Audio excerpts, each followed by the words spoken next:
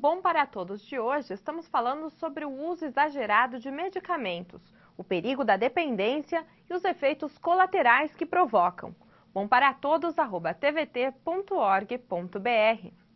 Está aqui no Bom para Todos Cíntia Luzia Cavazana. Ela é médica infectologista e trabalha na coordenação de vigilância de saúde na Prefeitura de São Paulo. Olá, Cíntia, muito obrigada pela sua presença. Obrigada.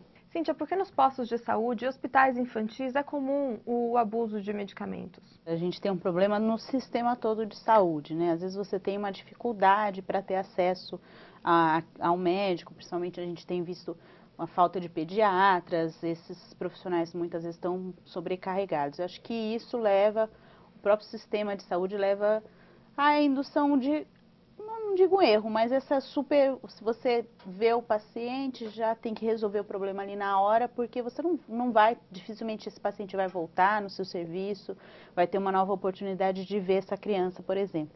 E acho que esse é o grande problema, que a gente acaba supermedicando, com medo de errar, de não tratar uma coisa ou outra, e você acaba tratando muitas coisas e de repente faz o diagnóstico errado.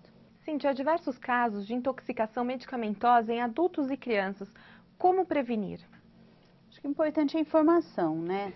A gente deve evitar usar a medicação sem prescrição médica, não perder o hábito. A gente tem muito, brasileiro tem muito hábito de ir lá na farmácia, conversar com quem está ali e levar um monte de remédio para casa. Evitar esse hábito, então não usar a medicação sem conversar com o médico. Os médicos, eles receitam mais medicamentos do que o necessário. Você concorda com isso, Cíntia? No geral, concordo, mesmo porque são números de trabalhos publicados. O Brasil usa muito antibiótico, usa muito medicação para emagrecer. Então, a gente abusa, é antidepressivo, a gente abusa de várias medicações, isso é conhecido no mundo inteiro. Então, acho que, no geral, a gente abusa, sim, e são os médicos que acabam também prescrevendo demais. Vamos saber agora quais são as dúvidas da população sobre o assunto. Quais os riscos da automedicação?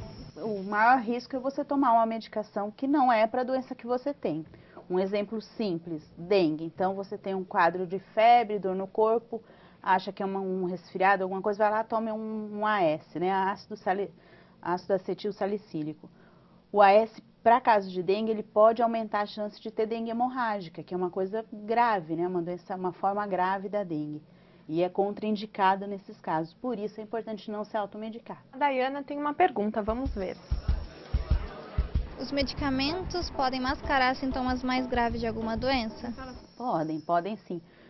Você tiver uma infecção, por exemplo, você tomar um anti-inflamatório, você pode não ter um quadro de febre ou ter uma febre mais baixa. Então, você vai ter uma infecção na garganta, isso pode demorar a aparecer porque você está mascarando com anti-inflamatório.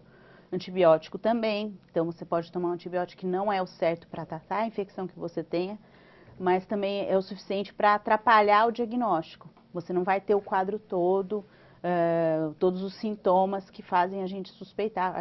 Para suspeitar que o paciente tem uma doença, a gente usa os sintomas, né? Se você não tiver aqueles sintomas, vai ser difícil o diagnóstico. Vamos ver mais uma pergunta. Antes de fazer um diagnóstico, o médico pode receitar medicamento? Você está com uma febre alta, você ainda não fez o diagnóstico qual infecção está causando a febre, você não precisa deixar o paciente com febre. Você pode dar um antitérmico para esse paciente. Em algumas outras situações também, antes de você ter certeza do que o paciente tem, você pode eventualmente tratar. Ou doenças graves, por exemplo, uma meningite. Você não sabe se é uma meningite causada por bactéria ou uma meningite causada por vírus. Você trata como uma meningite causada por bactéria, colhe o exame e depois decide. Porque se você não tratar, esse paciente vai morrer. Então, às vezes, a gente realmente trata para evitar, porque são doenças graves, mas nessas situações. A próxima pergunta é do Leonardo.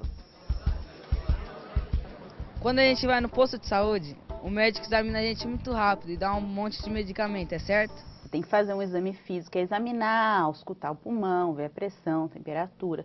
Tem coisas simples e são básicas, ver quanto está a pulsação, que você tem que fazer. Então, examinar muito rápido é ruim, porque você pode perder qual é errar no diagnóstico. Você não viu tudo que deveria ver, né? Cíntia, mas essa, infelizmente, é a realidade dos postos de saúde hoje em dia. Eu não diria nem só posto, assim, um pronto-socorro também. Às vezes os pacientes, a gente tem um problema que não acha no posto, vai no pronto-socorro. Pronto-socorro seria para urgências, emergências, só que a gente vê um atendimento exagerado de gripe, as pessoas, um resfriado comum, coisas comuns que não deveriam estar ali, né? Ali são pessoas com um risco de vida. Isso torna realmente, às vezes você atende um plantão muito mais do que deveria. A OMS prega que para cada paciente você deveria gastar, no mínimo, o mínimo de uma consulta deveria ser 15 minutos para cada paciente. Se você fizer as contas de um paciente, um médico que atende no pronto-socorro, ele atende muito mais do que isso e tem que atender, porque não tem como não atender essas pessoas que estão lá na sua porta. Dificulta, e é um problema do sistema todo de saúde, mas a gente tem que tentar evitar. Vamos ver mais uma pergunta. Tem gente que toma remédio para tudo, para dor de estômago, dor de cabeça. É perigoso tomar esse tipo de remédio? São substâncias químicas que podem ter interação uma com a outra. Elas podem aumentar o efeito uma da outra, diminuir o efeito, aumentar o efeito colateral. Então, assim, misturar remédio só realmente prescrito pelo médico. O Denis tem uma pergunta para você, Cíntia. Eu posso suspender uma medicação que eu já estou tomando por conta própria? Normalmente, quando a gente faz uma receita, a gente coloca por quantos dias o paciente deve tomar essa receita. O fato de você não estar se sentindo mais doente, ter melhorado os sintomas, não quer dizer que a sua doença está tratada. Então, respeitar lá quanto o médico colocou 7 dias, vai tomar os 7 dias mesmo que você melhore antes. Então, tem que respeitar o tempo que foi dado. Vamos ver mais uma pergunta. Para as crianças, é prejudicial o uso de antibiótico? Você usar antibiótico sem indicação é ruim, tem infecções cada vez mais graves. Você vai selecionar as bactérias que não são sensíveis a esse antibiótico. Cíntia, eu queria que você deixasse uma dica para os nossos telespectadores. Primeiro, não usar medicação sem orientação médica. Segundo, conversar com o médico. Acho que isso a gente tem faltado hoje em dia. A gente tem que conversar, perguntar, não ofende ninguém. Pergunta por que isso, por que aquilo, por que vai tomar 7 dias, 5 dias, por que essa medicação, por que aquela outra. Então, conversar é muito importante. Cíntia, muito obrigada pela sua presença aqui no nosso programa. O Bom para Todos traz informações e serviços que são importantes para você. Faça suas perguntas, expresse sua opinião e dê sugestões. O e-mail é bomparatodos@tvt.org.br. Muito obrigada pela participação e por estar com a gente. Afinal, este programa da TVT é feito para você. Até o próximo, boa semana a todos!